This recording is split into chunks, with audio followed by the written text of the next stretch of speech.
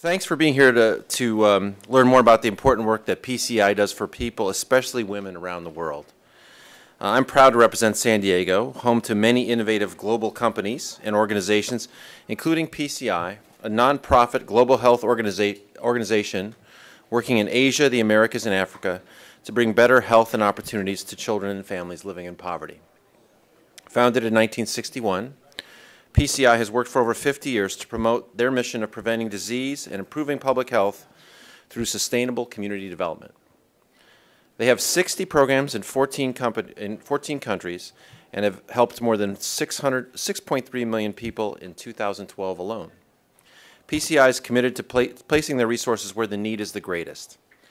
When Typhoon Haiyan struck the Philippines last November, PCI responded, leveraging the knowledge and networks of the Filipino community in San Diego to help inform and execute their strategy and response. My wife, Lynn, had the opportunity to experience PCI's work firsthand during a trip to India last November. She was struck by the energy and passion of the hardworking PCI employees on the ground in less than ideal conditions. She visited one of PCI's women-empowered programs in a remote village outside of Delhi. There she witnessed the power of PCI's work to educate women on the most fundamental, life-saving practices, including basic hygiene like washing your hands before you eat, access to family planning, money-saving techniques that provide economic independence, etc. And I think it would be fair to say that it had a huge impact on a woman who had spent her life in the Midwest and in La Jolla to go to India and watch what PCI does. I think she was really inspired by it. So this discussion is especially timely as we see women and girls in countries like Nigeria having their opportunities for a peaceful, prosperous life taken away from them. And this panel today can enlighten us with their findings on PCI's continued work to support women globally. And I appreciate you all being here. Thanks for coming to Washington to hear about this, for those of you who are out of town.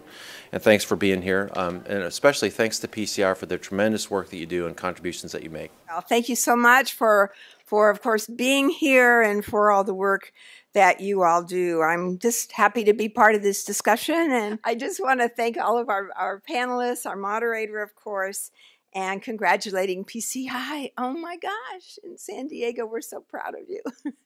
And for the Women Empowerment Program and for the Classy Awards. So I think this is terrific, and everybody has recognized the important work that PCI is doing, and we really are so excited for them. As you know, PCI was founded over 50 years ago, founded by a doctor treating patients in underserved communities in Mexico's border region. And from there, it's grown as a very, very impressive organization. And I think people have really never lost their commitment to going where the need is greatest. Working in some of the poorest countries, from Bangladesh to Ethiopia, PCI helped more than 6.3 million people in 2012. And you all know this, and I'm sure the panelists are going to share that with you as well. Part of, I think, what is so critical and so important to what PCI does is operating with an understanding that women's empowerment is a cornerstone of successful development strategy. I've had an opportunity, and I'll talk for just a minute about Afghanistan, to work with an organization here that brought together counterparts, parliamentarians in developing countries, and the whole focus of that was in helping to help parliamentarians particularly know what are some of the tools that might be important to them to help them be successful. And David Dreyer, who was the chair of this, would often say to an audience, how important women are to this work. And I would basically say the work does not occur without women. They are the cornerstone of that. And without that, you will never develop a civil society.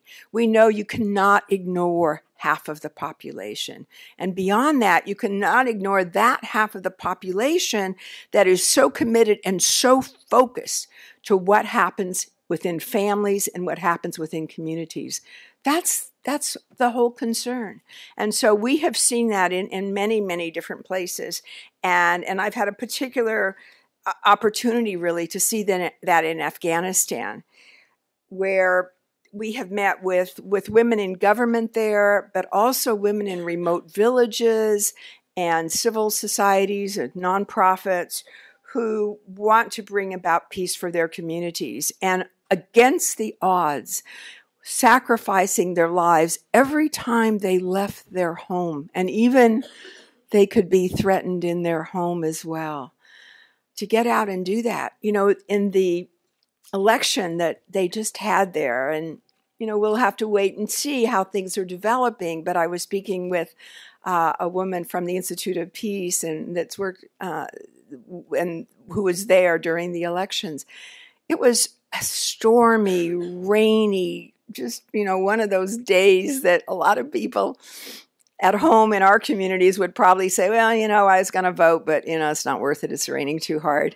Those of us in San Diego, no, people don't even go out when it rains in San Diego. They stay home. So here they were for hours in the rain, in the mud, waiting to vote.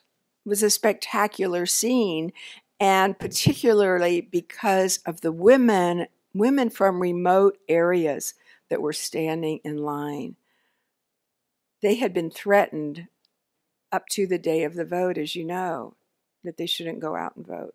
So that does matter, and it's impressive to see that, and you only hope that carries over into other activities that occur. We just have to keep working at that, and we need to engage with all of you, because that is your focus in making sure that they're successful, and that you measure the kind of aid that's received. And just briefly, I remember a few years ago when we went to Afghanistan, we've gone repeatedly every year, and I look forward to that this year. There was a project that was started with many of the widows from the war. And again, we're in a remote area, and so they wanted the women to work in a nursery and with plants. I thought when I first heard nursery, I thought they were talking about children, but actually it was a nursery planting a garden. But the problem was that they hadn't thought beyond the planting, really. So the widows who had been part of this ended up going back to the village after they'd had this very productive time, and then there was nothing to do. So it's got to be sustainable. That's what makes things effective. Had they done that, I think they could have continued to organize and to empower these women, and instead they ended up with a very dire situation, because the women missed the work so much, and they missed the relationships that they developed, that they became, withdrawn and had a much harder time.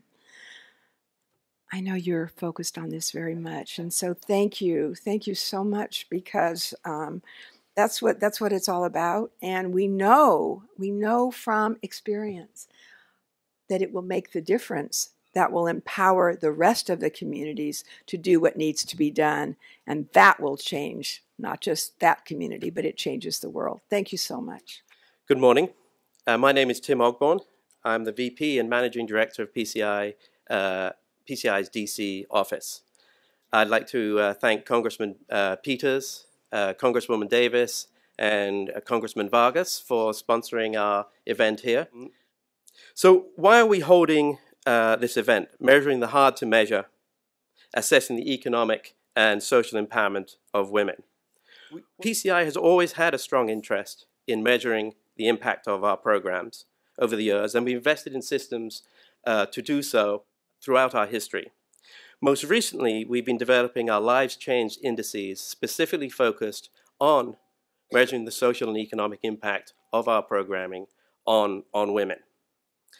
In addition, there's increased donor and public interest in measuring the impact of our aid programs.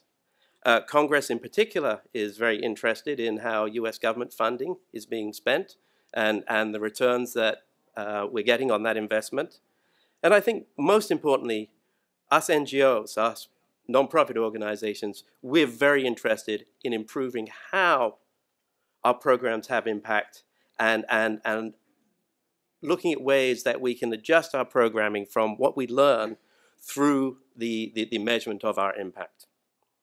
A very strong part of PCI's DNA is convening organizations to discuss and share the results of their work and to cross-pollinate ideas. Our initial work on lives changed indices has come to the end of its first phase, and we feel this is an excellent time for us to reflect back on what we've learned, how the tool is developing, and to learn from some of our colleague agencies what they're doing, what's happening in the industry, and to build upon that shared knowledge as we further develop our tools. We've assembled a wide-ranging panel of experts from the World Bank, USAID, the SEEP Network, and 2 nonprofit organizations, Save the Children, and of course ourselves, PCI. And we will be having a dialogue, not so much presentations, but a dialogue around this issue. Before I hand over to our moderator, I do want to point out that our work on the Lives Changed indices has been entirely funded by private donors to PCI. This shows the special role that US nonprofits make in the international development scene and how we leverage private resources to further the US government funding that we also receive. This is a key benefit that we bring to the international development world and an important aspect of our work. It's really a pleasure to have the opportunity to be with each of you today, as well as have the opportunity on the Hill and to address our Congress. We have a phenomenal panel. I've had just a fantastic time, really involved in very rich conversations on the topic of measuring the hard to measure, looking at what is empowerment, how do we measure it, what are the opportunities, what have been the challenges, and what's the way forward. So I look forward to an engaging panel dialogue with you today. So without further ado, I'd like to start on your far right and have the pleasure of introducing Jenny Klugman. Jenny Klugman is a Director of Gender and Development at the World Bank, where she serves as a lead spokeswoman on gender equality issues and is responsible for developing the strategic directions to promote sustainable and scalable institutional gender agenda programs, as well as policy advocacy. Janine Schooley, she is currently the Senior Vice President of Programs at PCI. Nisha is the Senior Program Director at the SEEP Network. Jason Wolf. Jason is the Senior Household Economic Strengthening Advisor with USAID's Office of HIV/AIDS. Reed Hamill is the Associate Director of Design, Monitoring, Evaluation, and Research in the Department of Hunger and Livelihoods at Save the Children. Ladies and gentlemen, as Tim introduced me, my name is Sarah Emerson, and I'm joining you as the Director of PCI's Women Empowered Initiative. I'm based in San Diego, but have the great privilege to work across all of PCI's country programs. PCI is in more than 15 countries, and the Women Empowered Initiative is integrating into each of our initiatives across the world. So far, we've integrated into 12 countries worldwide, and I believe Janine will have an opportunity to help us learn a little bit more about the Women Empowered Initiative. But in brief, it's a savings-led social and economic empowerment program that's really focused on the most vulnerable and improving livelihoods and achieving PCI's mission through empowering women. Before we get into the importance of measuring social impact and indicators, I'd like to ask Jenny just briefly to tell us where we are today. We're focused and we're talking about women's empowerment. Where are we with gender equity, women's empowerment from a World Bank perspective? Okay. Well, thanks very much, and it's a privilege to be here this morning. But let me just use this 2-minute slot to give you a sense of where we stand globally. And I think that many of you are aware that there has been a lot of progress. Many more girls are in school now, many more girls in primary school, including in countries like Afghanistan that the Congresswoman mentioned earlier this morning. Many more girls are going to secondary school, finishing high school. So the gap there, actually over the past 10 years, has closed to within 5 percentage points. So this has been quite well documented. But what we also know that this hasn't necessarily translated into broader gains. And so the notion around empowerment, about whether or not women have decision-making capabilities within their homes, within their communities, whether they're able to inherit and own land, whether or not they're able to start businesses. We know that there are a number of constraints which affect how that can happen. We can capture that in some different ways. So, for example, the bank has an initiative which I think might be of interest called Women, Business and the Law. And so in almost 150 countries, we look at differences in the way that men and women and married men and married women are treated with respect to quite basic things like getting an ID card, signing a contract, inheriting land. And 128 countries around the world still have some kind of discrimination there. I think something like 30 countries have more than 10 legal differences on these fronts. We know, for example, that women face particular constraints in agriculture. I was in Rwanda last week where 80% of women work in agriculture. But we still don't have a good handle about kind of why those constraints come about. So I think that on the one hand, we're doing quite a good job in terms of measuring enrollment, kind of measuring maternal mortality, measuring some basic aspects around service delivery. But I think around some of these broader aspects, there's a lot that needs to be done, both in terms of understanding kind of what specific measures we would like to use, and I think that's the topic for this morning, and then doing a much better job in actually collecting it and using the data as well. Thank you, Jenny. Thank you, Jenny. Jeannie, I think that it could be helpful for us. Jenny's just mentioned, I think, a definition that we can all use as far as empowerment. So maybe just like to ask you then to explain a little bit more from the perspective of PCI around the importance of measuring social impact based on the definition Jenny's offered. Sure. Well, one of the things that I really wanted to say is that, as Jenny said, you know, we're used to measuring, counting things that are easy to measure, like number of girls in school. We're used to working within a project framework where you sort of have inputs in, you know, your intervention in it, whether it's a health intervention or an education or a food security intervention, and then you measure the output or the outcome, which is a health measure or a, you know, education measure or a food security measure, whatever it is. But we know that underlying all of that, the capacity to really change, and especially to change over time, and not just to change over time or maintain behaviors over time, but to evolve those behaviors into something even bigger and greater. In other words, it's not just about maintaining whatever level of capacity you have with a woman, a man, a household, or a community. Ideally, you want that to evolve so that they can respond to an evolving external environment, because the environment isn't stagnant, right? It's always changing. So they have to be able to be equipped to respond to that evolving environment. So underlying these sort of intervention inputs and outputs, you really want to understand things like resiliency and power and agency, a sense of agency, a sense of possibility for change, and a sense of an anti-fatalistic sense, you know, that you don't feel like, well, no matter what I do, it's still going to be, I'm still going to be poor, or I'm still going to be with ill health, I'm still going to be HIV positive, or I might die with, you know, of AIDS. So I think that underlying all of this, and we're understanding that there is something going on that we have to affect, that we have to influence if we're really going to have real and lasting change. So, you know, the other part of it is that, you know, PCI does a lot of work that may seem like it's scattered all over the place. We're doing all kinds of things because we focus on the person or the family. So we deal with all the things that surround, all the issues that surround that person or family. But so we have to understand how those different elements interrelate and integrate. How does education, health, gender, food security, poverty, reduction or livelihood, how do they intersect and work together so that you have that real and lasting change? Is it important to start with one thing and then add another over? What's the recipe? And so we were really interested in understanding that recipe, learning about that, and then figuring out how to know if we have it or not. And so that's how we kind of got into actually the lives changed indices, coming from that angle. And then, of course, applying it in the Women Empowered Initiative, because we know that women are such important, critical agents of social transformation that we had to understand it with women. But it's something that we're interested in across the spectrum, not just with women and girls.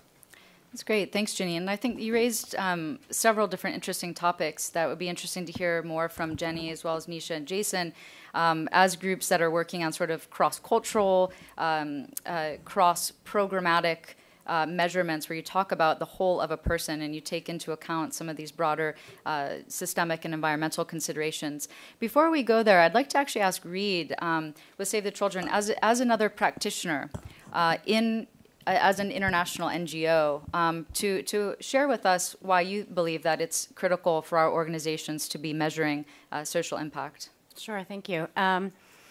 So I'd like to start by reframing social impact as really economic empowerment. By this I mean both improved access to income and assets, but critically also improved ability to make savvy, productive decisions with that gain in resources. So we know a lot already, and that's great. Jenny has already spoken to positive trends in the last couple of decades. We know that helping women to become equal players in household financial decisions translates into more and better investments in health and education for children. We know that healthier, better educated children grow up to be healthier, more productive adults with better employment prospects. And in that way, they're able to break intergenerational cycles of poverty. We also know that educated girls marry later and have fewer children on average, thereby also improving their economic circumstances as adults. And so measuring these kinds of outcomes is important because while we know it's so critical to achieve them, we don't always know the best way to get there. We have to really rigorously test not only what works, but exactly why and how it works. One thing we have learned is that the details, as Janine was saying, the details of these program implementation, it really matters and it varies tremendously from context to context. We have a great responsibility to our beneficiaries, first and foremost, but also, of course, to our donors to get it right. I could say more about that, but maybe I'll leave it there for now. Sure, thanks. Well, and I think it's interesting. You know, we all met down, we had some coffee and breakfast, and you know, we wondered, do we all really need to be in total agreement? And I think that we'll see, and we're already starting to hear, that there are different definitions of what empowerment is. I think the definition that Jenny offered around the ability to have decision-making power, this idea of the ability to earn income and control income that Rita's just highlighted. So I think that there's room, and I think that we'll hear from the panelists that there's actually a lot of overlap. I'd like to ask Jason, if you wouldn't mind speaking to something that Hillary Clinton said in 2011. It was at the fourth high-level forum on aid effectiveness. You may recall it was held in South Korea, and she said, "What gets measured gets noticed." I wanted to ask what's happened since 2011, both programmatically with U.S. government programs, as well as from a measuring and monitoring and evaluation perspective, and maybe you want to distinguish between the two. Yeah, sure. Thanks, Sarah. And I would add to Hillary's statement that what gets measured gets noticed, but what gets measured gets done as well. That's certainly been my experience within USAID. I guess building on something that Janine was talking about at the beginning, this idea of counting kind of the direct results of what we do, you know, the number of trainings, the number of, bags of food that we distribute, things like that. That has been in a prevalent approach in our, in particular, our HIV/AIDS programming. Very large, very complex program with a high need for accountability to Congress, to the American people, for what we're achieving. But it doesn't tell the story for what exactly we're accomplishing. And we've recognized that, but we've really struggled with it because of exactly this. What you measure is what gets done. And if you pick the wrong measures, then you can unintentionally encourage people to be doing the wrong thing. But fortunately, we have evolved.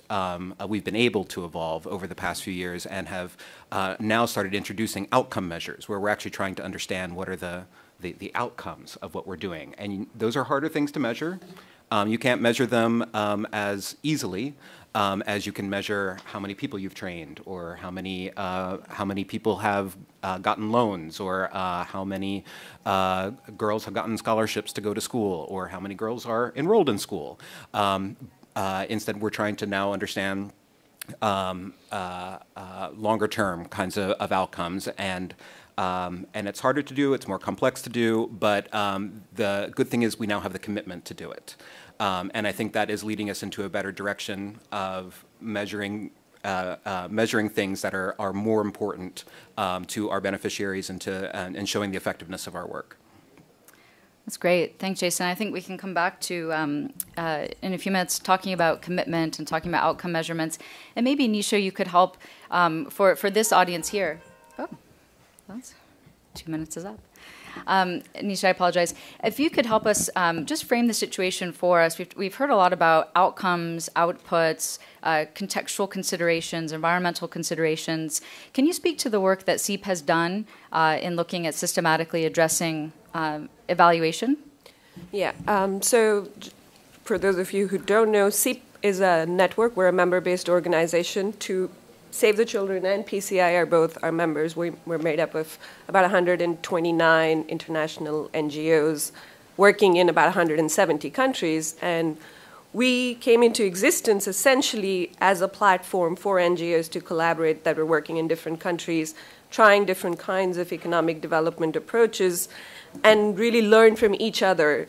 So it started under micro-enterprise development, and as programs have gotten sophisticated, as we've begun to see different tools, such as savings groups, being used in different contexts, SEEP's role has been to see how are these programs being designed, are they having the kinds of impacts that we intended, and really bringing together the learning in terms of both research and at the program design level also to inform what works in a particular context, what are the generalizable outcomes that you can say this approach will lead to X, Y, Z. So when you talk about having results that we know a few things now that definitely do work, but we've also helped identify through looking at research in different countries, using different tools, what do we still not know, and how do we get to that process? So SEEP's role really is to bring together, look from a program perspective, look from a research perspective, and identify ways so that the efficiency of what we're doing really improves and we can leverage our resources. Well, and I wonder just if quickly maybe Jason or you could speak to a collaboration that your organizations are doing around bringing this coherency to the community. I'll start and then pass it on to Jason. So in terms of collaboration, we have a working group for a very long time around savings groups that has looked at, identifying what are good practices in promoting savings groups, getting people to learn more about how to use them in different kinds of development interventions. But then also, there's been a lot of very rigorous research, like randomized control trials, that's been done with, to test whether savings groups have an impact in improving economic well-being of their members, and then social impacts. And so what SEEP did was we looked at this very rigorous research with about a 100-page study each. It was really technical. We said, okay, let's take all of this, synthesize it, and say, what does this mean for anybody who wants to use savings groups within a program that's targeting HIV/AIDS affected populations to have better outcomes at that level? So really taking a lot of research and being able to digest it in a manner that's then useful to the larger community. So part of the challenge in measuring the hard to measure is, two different things. One is that you really have to have really capable, serious researchers, academics, who understand measurement, they understand research, they understand rigor when it comes to these kinds of things. But you also need implementers. You need the people who are doing the good work out in the field, and they need to work together. And it's not a very natural situation for them to work together. So that's one of the big challenges, is to sort of cross that gap and to find better ways of getting researchers and implementers to work together, and to work together from the beginning, because at least in my experience, that's where how it's most effective. But then beyond that, in trying to measure the hard to measure, it's, as I think we've all kind of been describing, it's very complex and it's cross-sectoral. Just taking the example that Nisha was giving with savings groups, you need to obviously have people involved who understand savings groups and who understand the economic outcomes savings groups. But oftentimes we're concerned not with the specific economic outcomes, we're concerned with what happens after that. What happens in terms of investments in children? What happens in terms of gender equity? What happens in terms of health status? Things like that. And you need specialized experts who understand those domains as well, who understand the best ways to measure those kinds of outcomes, who understand a whole range of issues there. And so trying to bring those two, or maybe more than two sides together is also a giant challenge. At USAID, we have for a very long time worked with the SEEP Network and with other similar types of organizations to help bridge these gaps, to help bring together these disparate parties in a good environment for productive discussion and collaboration. And that's something that we're hoping to do, planning to do, moving forward with an issue like this as well. Thanks. I think, again, a very rich topic that we could spend a lot of time in. I'd like to ask Jenny. We heard from Jason, he sort of touched on a few challenges that are related to having good evaluation, good measurement to begin with. He mentioned on skill and capacity, perhaps of the enumerators who are actually out in the field gathering this data. I wondered if you could speak both to some of the challenges you've observed in your work. I know you have a recent publication that's coming out soon. Some of the challenges you've discovered and also the steps that the World Bank has been taking to address the challenges in effective measurement of social impact. Okay, thanks. I just want to just draw a distinction, though, but just to clarify the conversation. The focus so far has been a lot on what we learn from impact evaluation. So impact evaluations are kind of careful studies which try and actually measure what the impact of, you know, enrolling a girl in school or having a particular credit program or whatever is on that group. And those results may or may not be generalizable across contexts, across time and so on. Very important. There's a flyer around at the moment, which is a new database that we've put together to draw, again, kind of the network of the learnings that we have across a whole range of areas on that. But the other type of data, which is, I think, just as important in many ways, is basically country-level data. And this is much more mundane. So this is like price data, macro data, employment data. Collected oftentimes by the national statistical agencies. Gallup collects that type of data. The World Bank helps countries collect that type of data. The demographic and health surveys collect that type of data as well. So I think it's important to bear in mind that we need to be investing in both the country level data, which allows us to monitor what's happening over time, as well as making these investments in kind of specific programs and learning about what works and what doesn't work. And they're quite different in nature, and I think one of the challenges that we have at the moment is that to the extent there's a limited pot, you know, you've got to work out where to invest. And when we're talking about the country level data, I've worked a lot in, for example, Ethiopia, Sudan, Kenya, a number of low income countries. I mean, clearly the capacity constraints are large, the funding constraints are large. The National Statistical Office in Ethiopia, you know, runs, for example, their labour force survey, but then someone else wants to come in and run a kind of population survey, and someone else wants to do another sort of survey, and they've got to work out kind of how to balance all of that. And even if those are kind of somewhat financed, the question is whether they're sustainable, how accessible the data is. I think public access and what's done with the data in terms of kind of utilisation and being part of the policy conversation and monitoring and so on. So I think that's a key one. The other part that we find, frankly, and this is kind of from the World Bank kind of point of view, working with ministries of finance, you know, there is a lot more emphasis on national accounts and price data than there is on some of these other aspects. So we really need to get kind of the value of this data much better recognised, utilise the data in ways which can help to kind of provide insights. The report that you mentioned, since I had the microphone, let me just briefly flag that one, is a major one on voice and agency, which we're launching next Wednesday with Hillary Clinton, Pumzili, the head of UN Women, as well as with Jim Kim.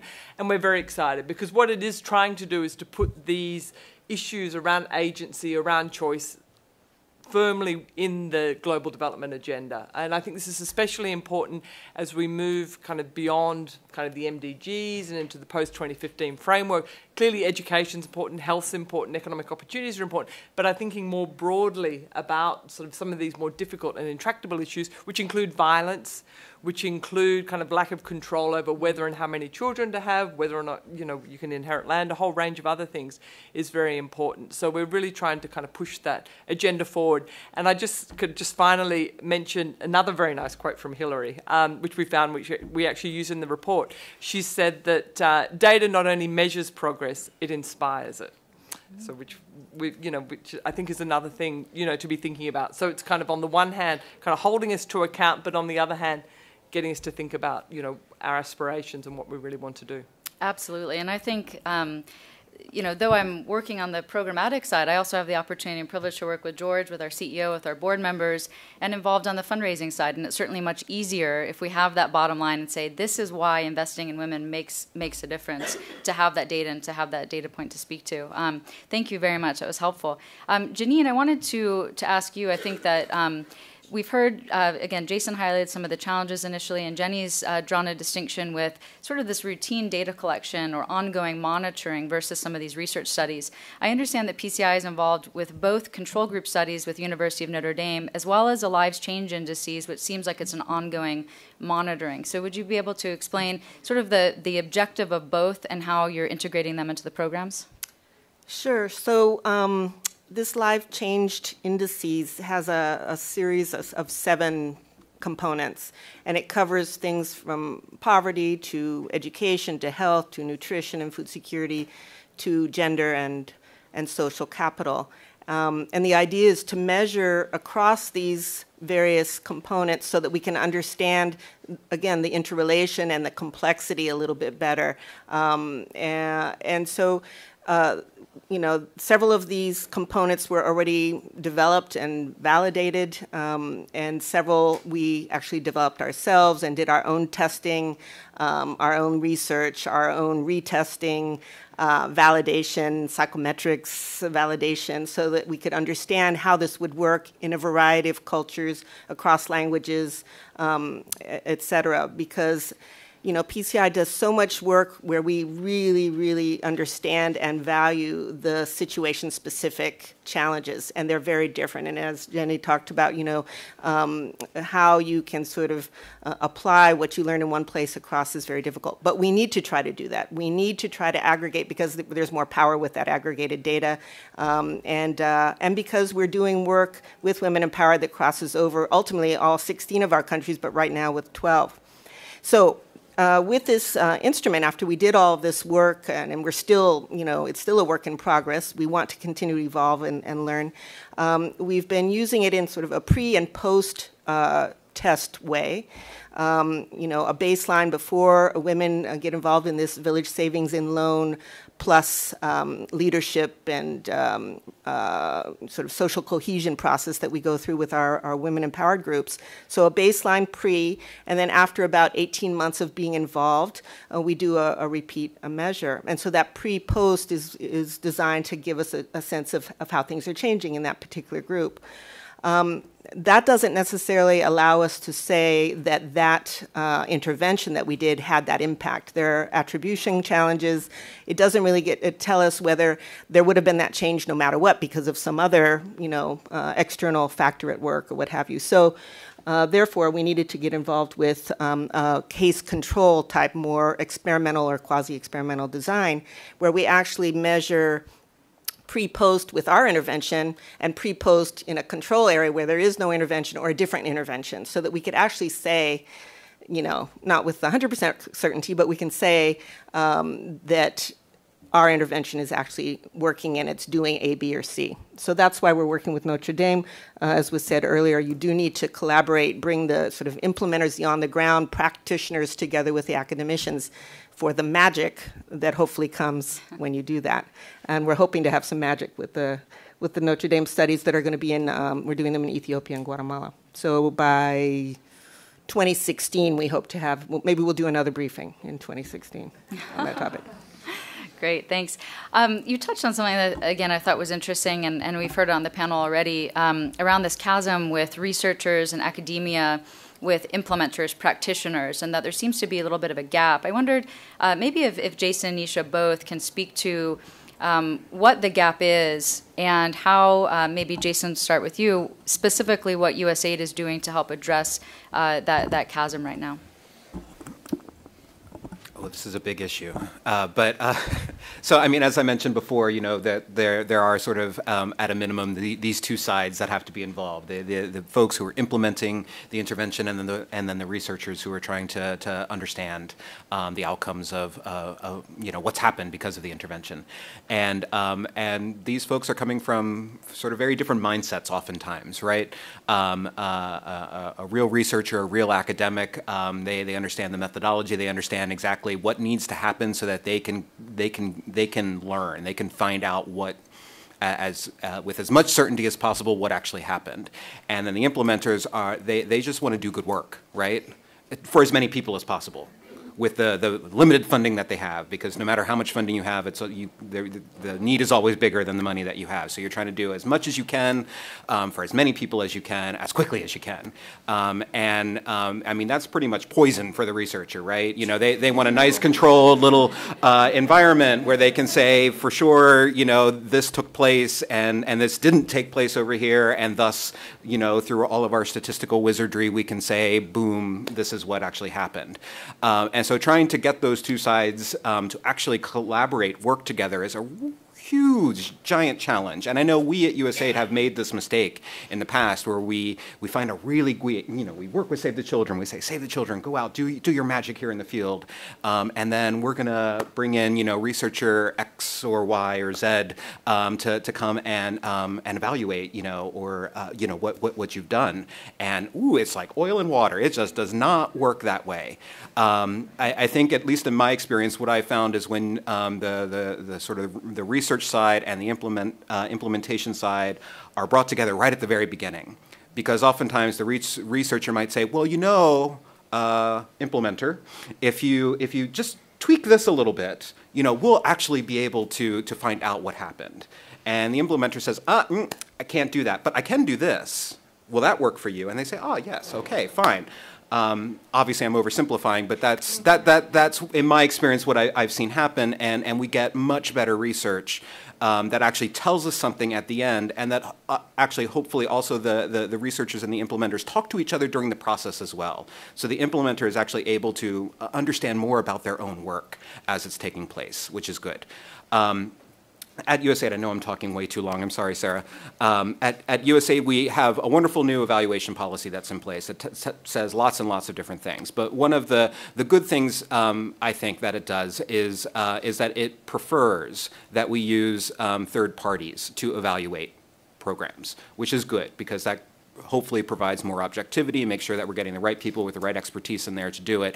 But it further magnifies the potential to have exactly the situation I just described, where we're creating a worse situation than we had to start with in terms of actually being able to learn what happened. So it's incumbent on us at USAID to figure out how to do a much better job at bringing together the researchers and the implementers from the very beginning, to make sure that we have a more productive relationship and we find out more.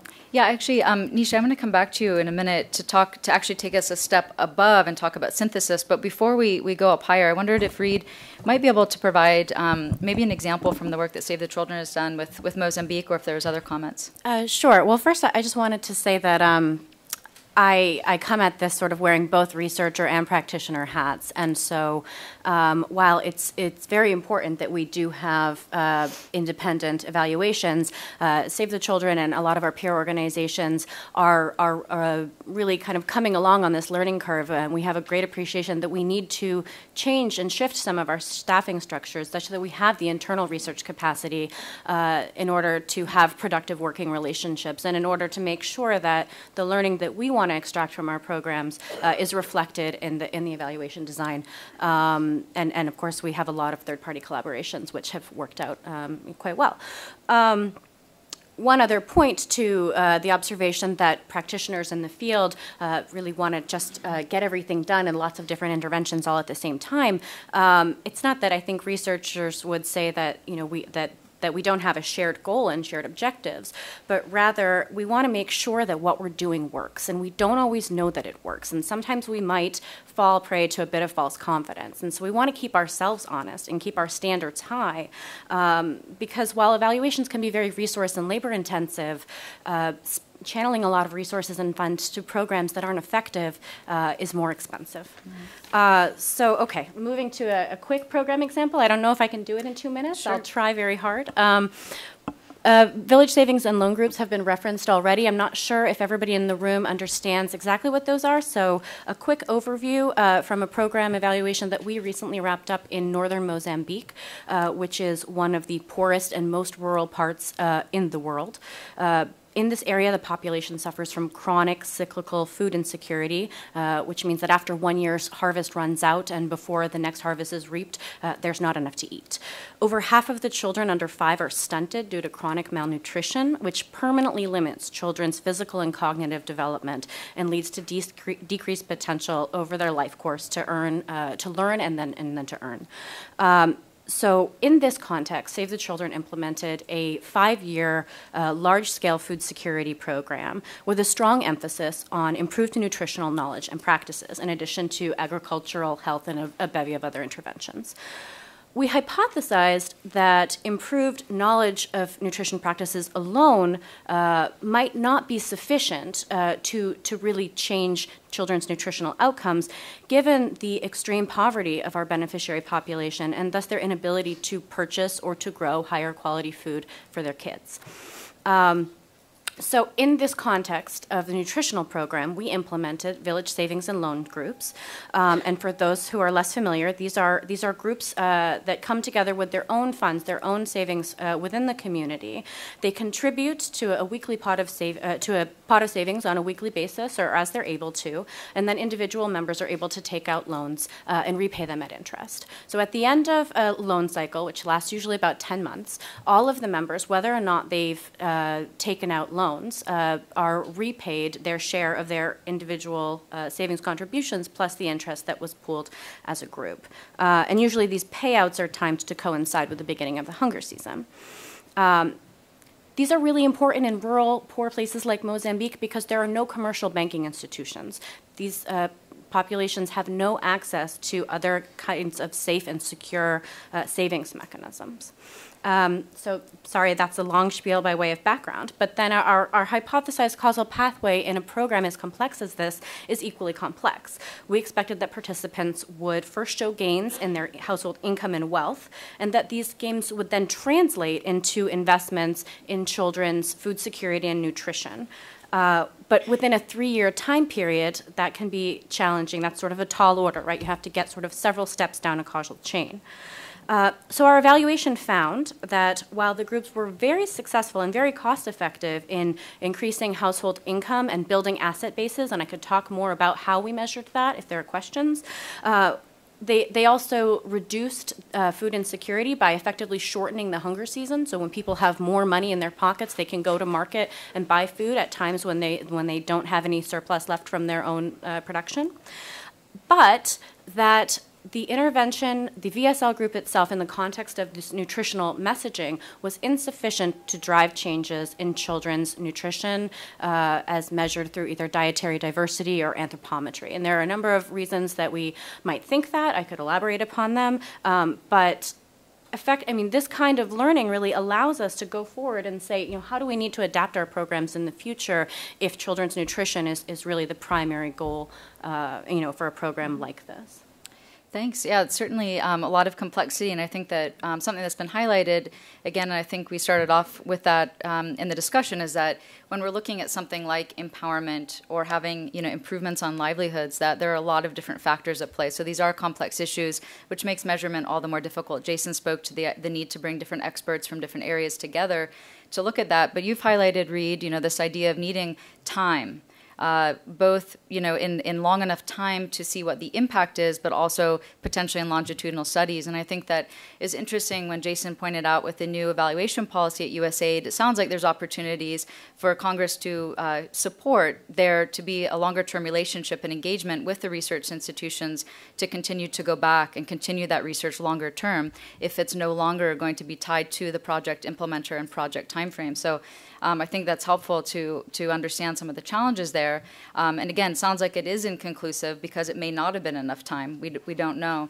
And I wanted to ask Nisha related to this because I think Reed's given a good example of a specific program. But what SEEP has done, and what I understand if you could speak to, is about the synthesis with funds from the Gates Foundation and looking really across different sectors, looking at village savings and loan and savings-led growth, but across different sectors. Could you please speak to that? Sure. So as Sarah said, we did the synthesis, and it was funded by the Bill and Melinda Gates Foundation. We looked at 7 rigorous randomized control trials that were done in 7 African countries and the organizations that were implementing the programs were very different. So it was 5 different organizations. And the approach was essentially using savings groups, but in addition to promoting savings in loans for the groups, there were additional activities such as training around health or nutrition in some cases, or in a couple of the projects it was linking to formal financial service providers by getting people, teaching them about better financial behaviors. And so what we looked at, the RCTs, or the randomized control trials, spanned about a 2-year period, and so that included about 1.5 savings group cycles. And the focus was to test what kinds of outcomes were achieved as a result of that intervention. And as I said, each study in itself is like 150-page output, very technical, with a lot of mathematical equations that are very hard to read. So we were, as practitioner, organizations, were like, what does this mean in terms of how do I incorporate savings groups in my next project where I'm trying to reach, and have outcomes for children in poor families? So we said, okay, let's take all of this and say, what are the 5 highlighted results that we're seeing? Where do we see positive outcomes, and where do we still need to explore? And in the first level of results, we did see that there was increased investment in business as being a part of the savings groups, and improved food security in a very short time frame. And so it was very heartening to see in an 18-month time frame that you can see outcomes on food security.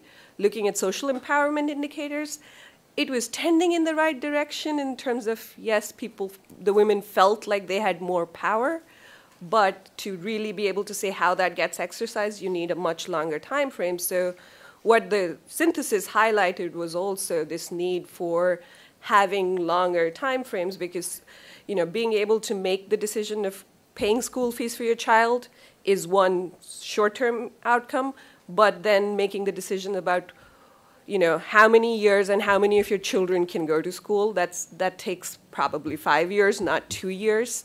So this research synthesis really helped us to look at what the research is telling us, but also identify what we still need to learn more about.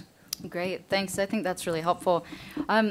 Jason, I wondered if you could speak to, I want to change the topic just a little bit. We don't have that much time, and I do apologize to the audience. We will not have time for questions. I know this is, again, a very rich topic that we could spend, I think, hours discussing, maybe if the room wasn't as warm as it is. But I do invite you into the hallway in about 15 minutes' time, where you'll have an opportunity to meet the panelists. So I want to just see if we can switch the topic a little bit more towards data. We have ideas of open data, big data, use of data. You had mentioned previously, Jason, that USAID is looking to collaborate with different types of institutions, potentially like the National Institute for Health, as well as other organizations such as the World Bank that may have opportunities to do research. But what specifically is USAID doing right now to look at data and data use? We've heard a lot about time burden, the skill requirement. So what is USAID starting with internally, looking inward first with respect to data? So I can speak specifically about the sort of program area I know the best, which is our programs to support orphans and vulnerable children in the context of the PEPFAR program. And there, I mean, our monitoring and reporting requirements are pretty steep, to put it mildly. We ask our partners and their sub-partners to collect a lot of data and report it on up. And we know when we go out to the field and we go to a village level and we're looking at the field agent supporting that village or the community volunteer working in that village, and we see stacks and stacks of forms that they have to fill out. We know that they're spending an enormous amount of time collecting all of this data, and we were really wondering, does that data get used? How does it get used? If it is getting used, then fine. Let's focus on maybe how we might be able to do this in a more efficient way. But if it's not even being used, maybe we need to reconsider some of these requirements, whether it's really all that useful, that helpful. So we've just started a process. And just to add a little bit more context, it's a very complex situation because we have our own sort of reporting requirements here centrally. At headquarters because of the reporting we need to do to Congress, because of the own data that we have to understand what's going on with our programs. At a country level, there's also reporting requirements, either so that at a country level they can better manage the programs and know what's going on, or because the national government also requires it. They have their own requirements for data that need to be collected. So it's a very complex situation. So we're doing 3 case studies right now, looking at the situation in 3 different countries in Africa to understand what is this process like, who is collecting what data, on what purpose, and how is that data being used, how much of their time are they spending on it, what insights might we get into how we could reduce the burden. Because the more time that people spend collecting data is less time that they're spending doing good programming. Sure. I'd just like to say that we're delighted to hear USAID say that. Great. My experience is more in the food security domain, not PEPFAR. So Food for Peace and Feed the Future. And I think that I see some colleagues from peer organizations in the room. I think that we also struggle to balance this burden between routine monitoring data of the type that Jason is describing and a more honed focus on trying to really extract lessons about whether or not our programs work. And certainly from our perspective, we'd like to see perhaps a bit more of a parsimonious reporting demand. We do have, as Jason was saying, our field agents are incredibly dedicated. But I think that another point I'd like to make is we need to be very honest with ourselves and self-critical about the quality of the data that comes in. When we expect, people with very limited educational backgrounds who are perhaps very skilled, regional agronomist trainers. They, I'll belie my actual agricultural background here. We all have sort of our comparative advantages and skills that we bring to bear. We know that a lot of the data that comes in from our programs is collected by very sort of rural community, sometimes volunteers or extension agents, and they are burdened with a huge array of other programmatic implementation responsibilities. And while they're very committed and dedicated, we may not have the structures in place to ensure that the data is of a quality that we would really want to hang our hats on. And so given just the breadth of things that we need to report on, we want to make sure that it's not just quantity over quality. Great. If you wouldn't mind passing the microphone to Jenny, I'd like to highlight what I think has been some significant progress on the international stage with respect to, as you talked about, parsimonious data, addressing what indicators can be taken in a cross-cultural context. So perhaps looking at core indicators, work that the bank has done specifically, really some innovative work with the United Nations as well, but specifically the bank's work in a consolidation sort of setting of these core indicators. Sure. Well, I think you're referring to the international agreement, which I think has been signed up by all member governments at the UN and the UN Statistical Commission to agree on so-called core indicators. So there's 52 core indicators which range from education and health through measures of discrimination, measures of political participation. And this, I think, is important, not because all of this data is available. So it doesn't mean just because it's been agreed in kind of 2012 or 2013 that it's instantly online. But what it does do is kind of signal the political and the international commitment that this data is important and ought to be collected. And parallel with that, and I think equally important, is agreement on, I think it's 12 core indicators on violence against women, which relate to kind of prevalence, severity, and associated with that guidelines as well, ethical guidelines in terms of methodology and how this information should be collected. So I think both of those are very important, because I think that possibly even 5 years ago, kind of let alone 10, we wouldn't have gotten kind of serious political commitment at the international level about the importance of this data and that it should be collected. So the bank is engaged in supporting the capacity of countries to improve, to collect this information. We're always more than happy to lend the money to governments, you know, so that they can invest in their systems. They're not always prepared to borrow for such purposes. So we do have trust fund facilities as well. So that's where kind of various governments, I'm not sure whether the US or not has contributed to this one. For example, we have a statistical capacity building trust fund, which is specifically designed to improve the capacity of low-income countries to collect this type of data in a sustainable way. So to improve the systems, very importantly to enable open access, which is very important. We work in a number of countries where there's traditionally actually been problems with data access, that they'll collect data on poverty, for example, but then it won't actually be disclosed, which is kind of clearly not a good situation to be in. So I think that that's very important, and I just want to kind of underline the importance of open access to data. It was only, frankly, a couple of years ago, I think, that the bank made all of its data free. Before that, if you're a student, if you're a practitioner, if you actually wanted to access this data, you had to pay in order to download it. But the bank kind of sensibly decided this was a dumb idea. You know, the amount of money collected in any case was not kind of worthwhile, the deterrence in terms of enabling people to be able to use the information and use it in ways which make sense for them. So providing tools so they can visualize it and do all sorts of things. So it's accessible, I think, for policymakers and to be able to inform discussions, both locally and nationally, as well as at the global level. So I think support on those fronts are important. But I think it's also important to emphasize that it is a long-term agenda. And it's one where I think the demand side is important and being able to kind of, in some ways, where necessary, kind of coordinate that demand, but also improving the quality of the information which is produced. Great, thanks. Well, again, I think what I'm hearing from the different panelists are opportunities for each of us to engage with our respective Congresspeople to see if they're supporting opportunities to work in countries and building the local skills, as well as making data available and of high quality data, as well as ensuring that if the data is collected, that it's used and used effectively so that, again, our field workers are as effective as possible.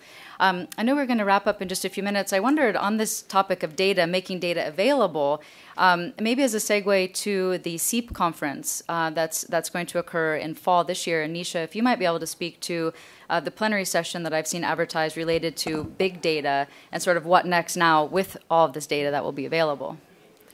Thanks for the plug, Sarah, for the conference. So, as I said, the role of SEEP is to promote learning and collaboration. And around data and research, we've begun to see that one thing that we can do in sort of saying, okay, just, you know, this is how to do research, or this is what we don't know. How do we really leverage the opportunities around big data, what is being called big data? You know, now that there's a lot more people using mobile phones, even in the poorest countries, there's a lot more information that is available from individual beneficiaries in programs in cases where there's mobile money transfers. We're starting to get so much more information about who's using it, what they're using it for, when are they using it. And we've seen the private sector, corporations use that kind of information to design products and services. How do you take that experience and translate it into effective program and service design that, you know, like nonprofits that are designing interventions to say, okay, if I want to promote better behavior in terms of health, how do I use the information that I already have about a particular population group and then also monitor that. So the plenary session really is focusing, bringing in some private sector experience and looking at tools that are being used in aggregating and using the data in a way that then it is useful for informing effective program design. Great, thanks. We're going to wrap up in just a few minutes. I'm going to ask the panelists to think about, if you had about 2 sentences from your perspective of what next. What can we take from this?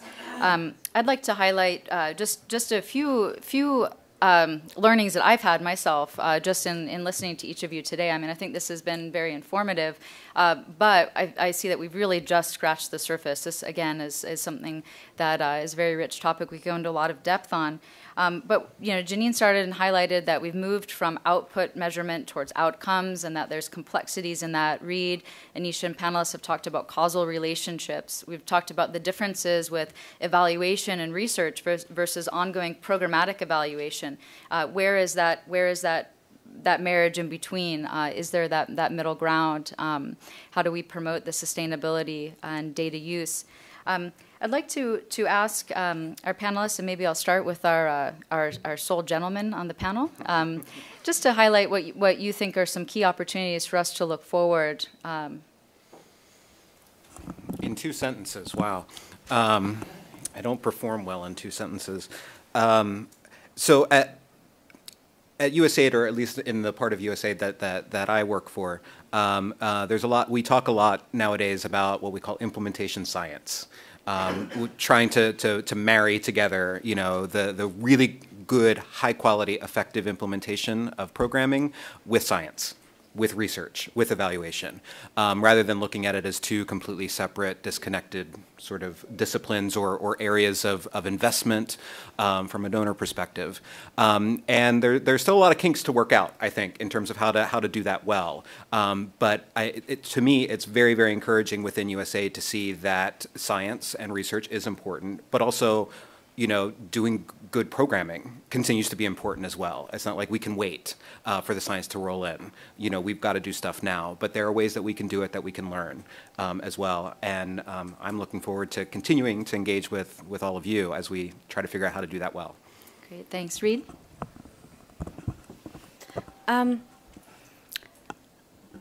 Well, I'd like to acknowledge and commend the strides that USAID has made in terms of emphasizing rigorous research. It's something that we very much welcome at Save the Children.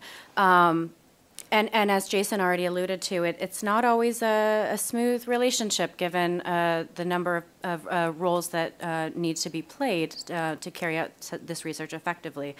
I, for one, would really welcome more dialogues both across implementing organizations and more channels for implementing organizations that are really trying to internally push our own research capacities to work together with USAID to think about, in which context is it appropriate to have an external evaluator? In which context might we, come together and see what roles and capabilities we can all bring to the table? And I certainly want to echo that all of these conversations need to happen 6 months before you start implementing anything. Thanks. Nisha? So, I have 2 points. One, I think we've heard from everybody, and what Reed was saying, collaboration between implementers, across implementers, researchers, and then the triad of implementers, researchers, and donors. I think that is critical. And then the other thing that I think when we're talking about social impacts, and we've heard how poverty is complex and the results are complex, so we need slightly more patient investment in being able to measure and understand these kinds of results. You can't say in 2 years you're going to change a family's life and then wonder why it didn't happen. Thank you. Janine? So we've been talking a little bit about this, who coined the phrase chasm, the chasm. You sort of on one side there's this chasm, on the other side there's a closeness, and there's pros and cons with both. Are we supposed to vote on something? the chasm between, the researchers and the rigor and the implementers, and then those of us where we are trying to combine them very much together and have that closeness. There's pros and cons on both sides, and I think we want to minimize the cons and maximize the pros. So, for example, when we're working with academics, I think we need to go beyond just working with global health folks or economics or ag or health, the clinical specialists and researchers, and really look into anthropology and sociology and psychology more.